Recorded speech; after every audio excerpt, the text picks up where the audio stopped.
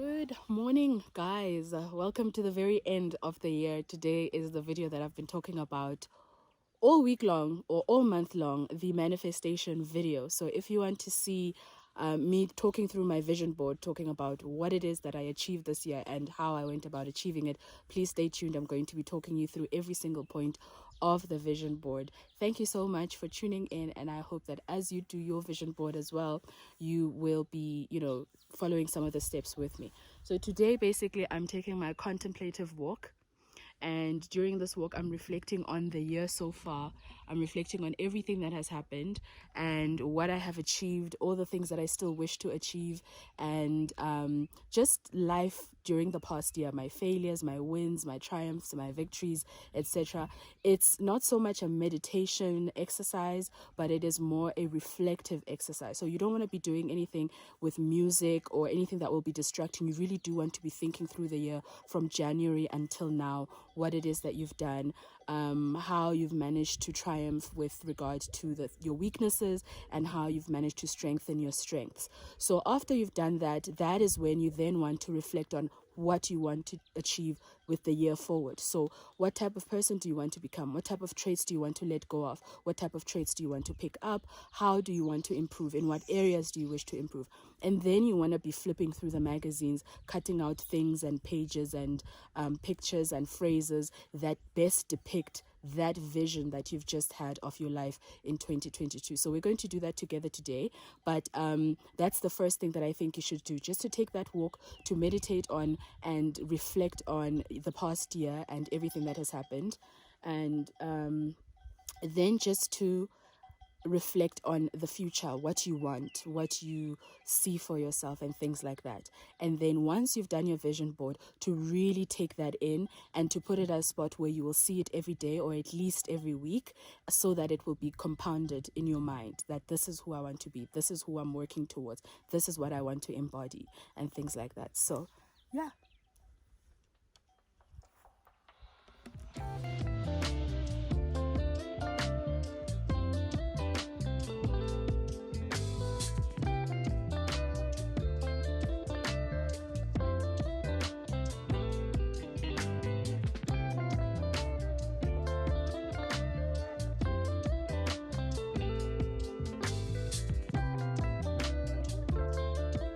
Hello guys, I'm back now. I'm in my room. I am currently at home, and I just thought I'd pre-filmed a video for this manifestation vision board vlog, and I'd done it vlog style, but oh, my glasses are fogging up. But I decided to just do a talk through style, so that I can just talk through and also do a show and tell, because I did a voiceover in the previous one, but I thought it would just be more interactive and just be more personal if I just sat down and talked you through it. So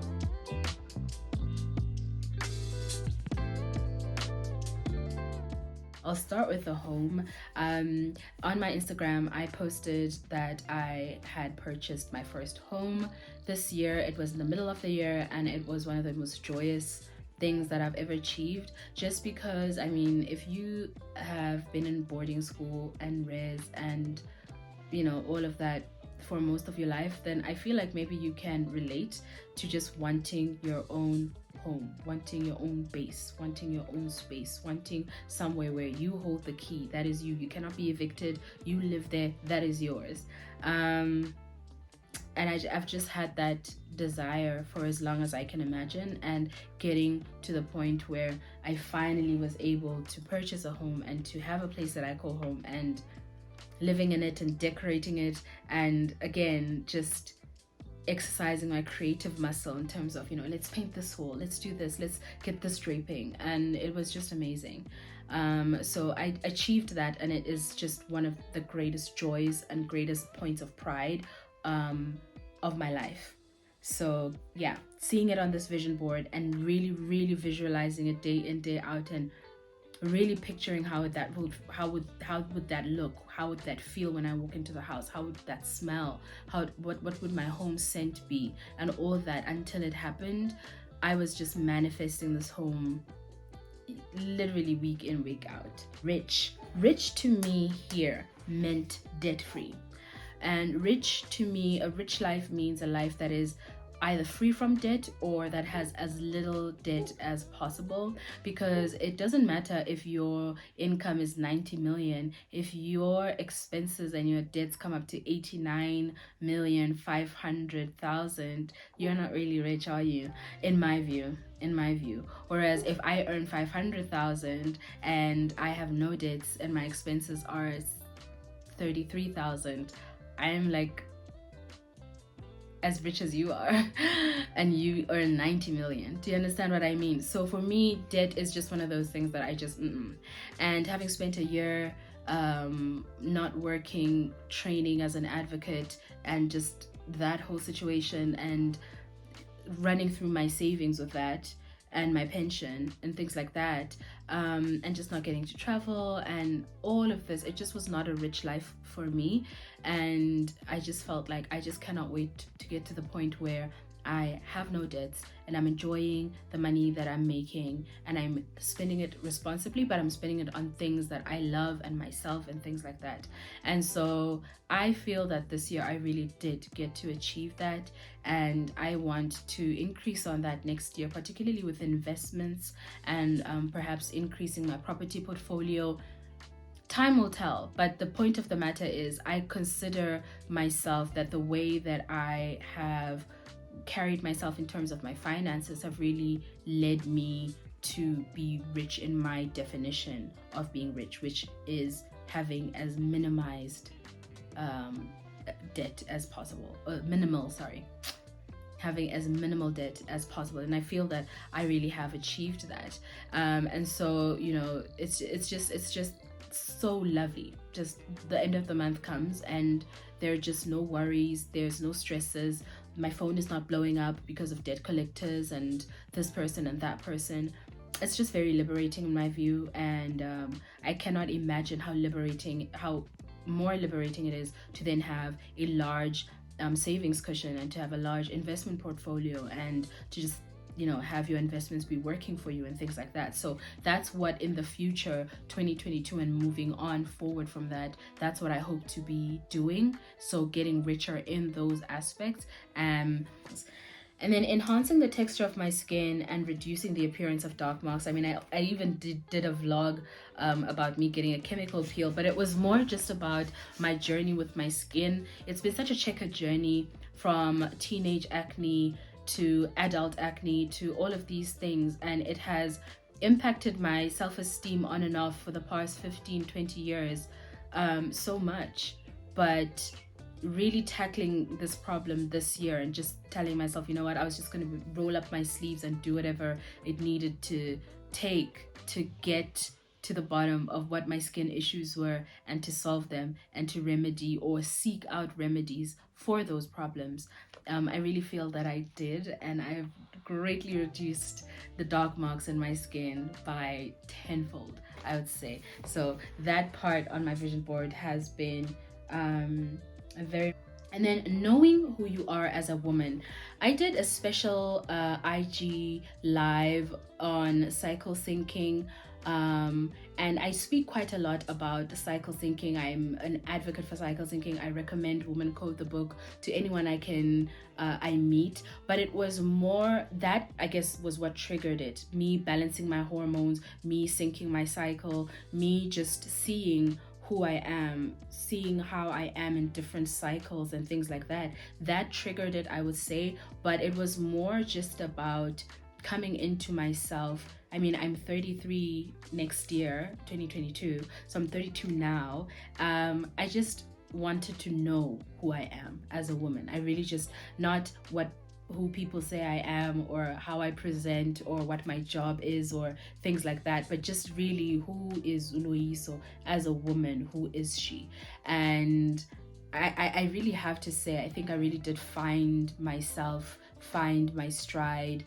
And I think that's quite evident as well in parts of my social media, just in the way that I am, in the way that I'm so comfortable with who I am now.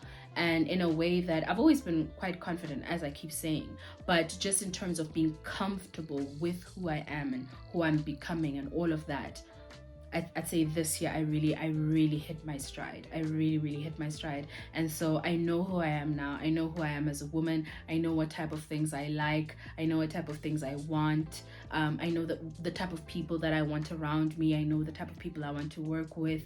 I know the type of energies I want to surround myself with. I know the type of energy that I am. So it permeates so many love. With love, I meant in terms of my personal relationships. If you are a young professional, as many of my subscribers are, then in the quest for complete excellence and truest potential in our jobs, there can be the unintended consequence that our personal relationships go ignored, that birthdays do not go well wished, that baby showers do not go unattended, just things just fall by the wayside, and relationships just fall by the wayside in terms of your family relationships, your interpersonal relationships, your friendships, your mentor relationships, any types of relationships. And I was just feeling like that just is not me. I thrive in that interpersonal connection with the people that I love.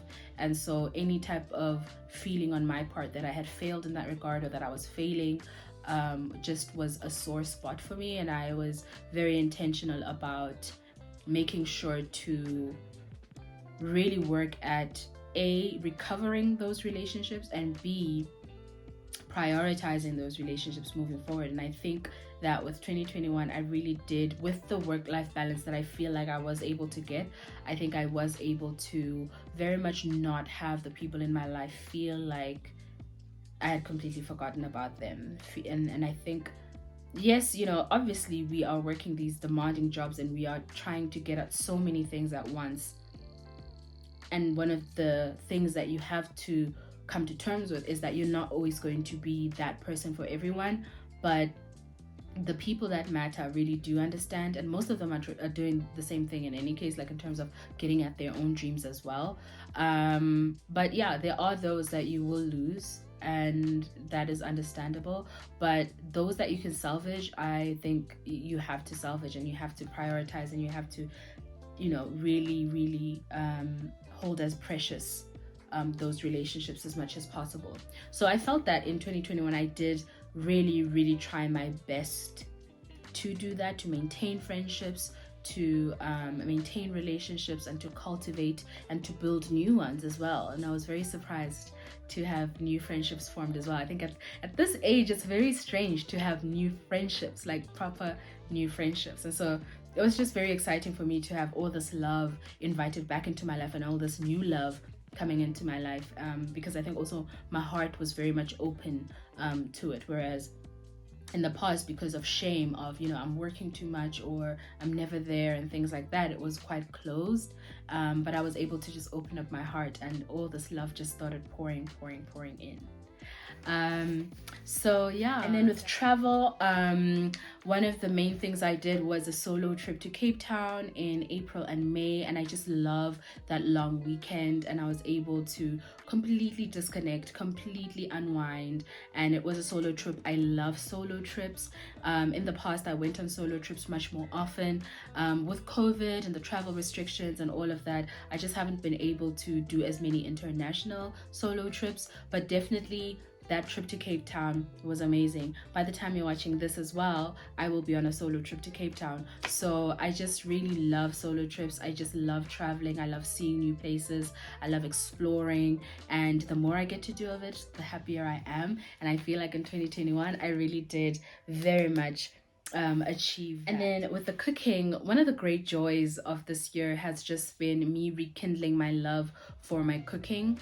One of the things in knowing who I am as a woman, one of the things I wanted to get back to was my creative endeavors. I'm a very creative person. I love creativity and exploring my creativity, whether it is through writing, whether it is through creative writing in my work, like when I'm drafting. I love just using language and and prose and all of that, and just producing drafts that are just creative in their format, in their strategy, in everything. Even in my oral argument, I do like to be creative with the English language, which I feel I have, you know, quite the good command of the English language, and so I'm quite creative with my words, creative with my actual handwriting. I love drawing, I love scribbling, I love doodling, I love decorating, I love beautiful things, I love design, I love visiting museums. So I love cultivating my creativity. And one of the things I really greatly missed was my creativity with regard to cooking.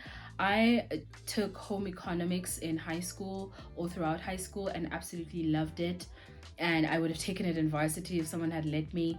And so I really love that aspect of just being in the kitchen and cooking up a storm and trying out new recipes and all that. I still am really not that good with baking. Perhaps that will be on my vision board for 2022, but it's just too specific. Whereas cooking, you can be creative with it. You can, you can be tasting, putting this in there, but with baking, it's just such a hard science.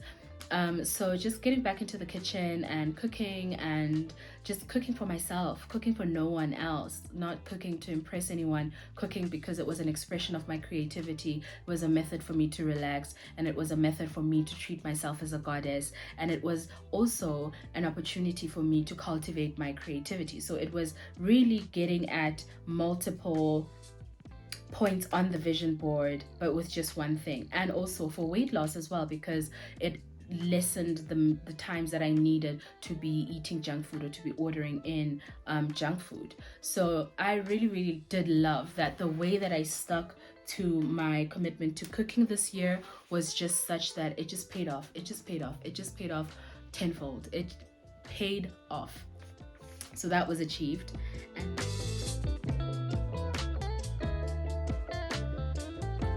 this is my 2021 vision board, okay? And this is an old frame that I got for my 21st birthday from a friend of mine. She had a picture in it, and so I just used the frame. So you can use either a 2, a 1, whatever size that you think is best for you. But because it's something that I've over the years seen that it's something I need to see every single day, what I have decided works for me best is when I do it in a sort of A4 like this and landscape. And then framing it means that I can have it on my desk. Sometimes I can have it in my hallway on that credenza. Sometimes I do have it on that. So I can just put it at different places because it's sort of a frame, and I'm able to see it, and it looks like a piece of art, if you will, although it's just a mishmash of cutouts put together. So let's go through all of it, just an overview, and then I'll take you through sort of the broad themes. So the first one is your mood when you do the vision board. Make sure that you are in a calm mood. Make sure you're not in a mood of lack, so where you are wishing for something. Oh, I wish this would happen. Or why don't I have this? Make sure you're in a very contented and calm mood, that as you formulate your vision board, it is things that are desires of your heart and not things that are the making of your mind, if you get what I mean. Because your mind will tell you sometimes that this is something that should be on your vision board, this is something that you should be on your vision board, when in fact it's something that your ego wants, or it's something that your ego needs for that particular time. And it's not really something that is a desire that you hold in your heart. Because remember, the whole way that it works is you will keep visualizing it, and soon you will attract it in the universe. You will attract that. And since we are Christians, or since most of us are Christians that follow me on Instagram and that also are my subscribers for the time being, it is that God will give you the desires of your heart.